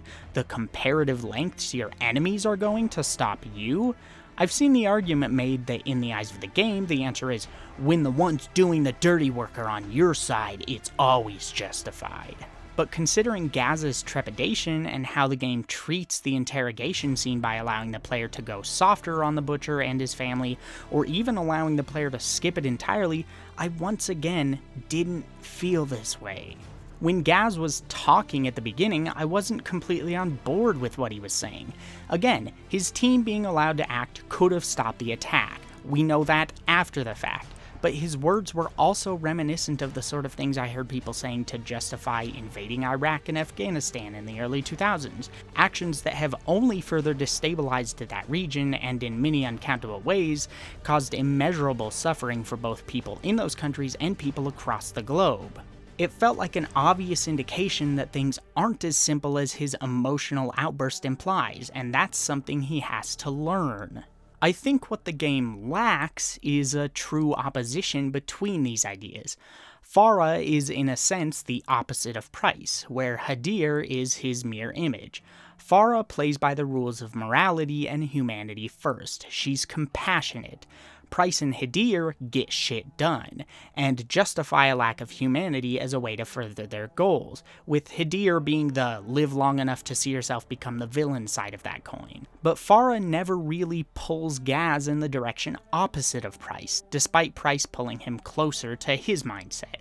She does present these ideas to the player, but not really to Gaz. Some people are under the impression that just because Price's build is one of the heroes of the story, that means he must stand for the moral good in the eyes of the writers. But I think he stands more for the practical good, for as much as that means. Farah is by contrast the moral good. Because of this, I don't think we're supposed to see Price's actions as always justified. I know I certainly didn't. Price has always been my favorite character in the series, but this is the most complex and least likable Price in the series, and I feel like that's intentional. They could have literally just made him the same generic hero, and this time I don't think they did. I think he's intended to make you feel uncomfortable, but he's also there to illustrate that such practicality can be effective. To shy away from that and assume that Farah's humanity first approach will always work is naive, even if it is still the moral stance someone like myself chooses to take. Again, it feels like this is really trying to paint gray areas like the developers spoke of repeatedly.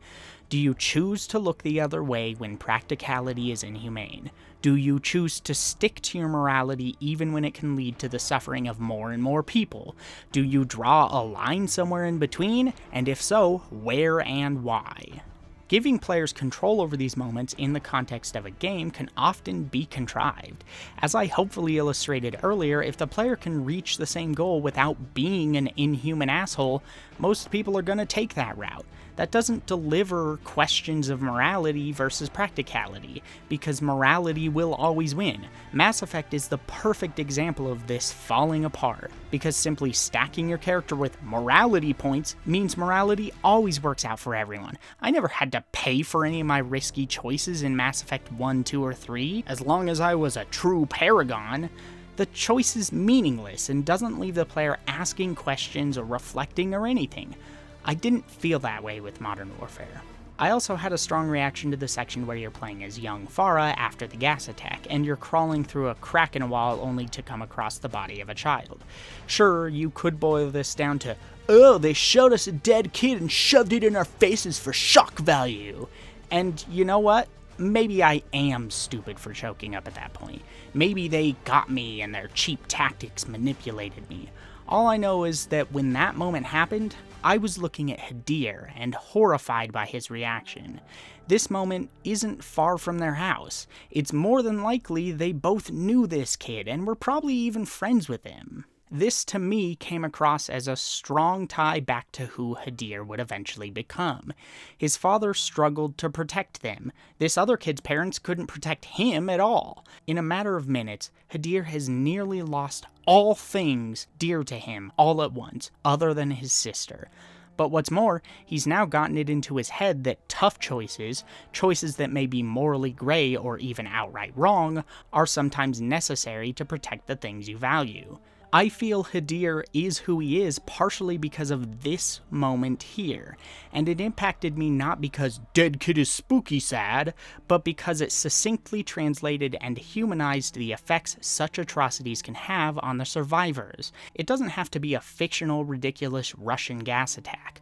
What would you do if your best friend and many other people you cared for died in a suicide bombing when you were just a kid? Or for an example that's more relevant to most of my audience, what about a mass shooting? This is what Black Ops 2 tried to do with Menendez, but here it's comparatively quiet and subtle, despite literally throwing the body of a child in front of our faces. Subtlety often comes from what a story beat asks us to think about, not always the presentation of the moment itself. Again, the white phosphorus section in Spec Ops is anything but subtle in regards to most of its presentation, but that doesn't mean there aren't a lot of subtleties to it and its themes. I'm not saying that all of this means the game's story squarely succeeds in every regard, or that it's free from political problems and things that deserve being discussed, but I feel like the game is doing more than glorifying Western military powers, because I certainly got a lot more out of it.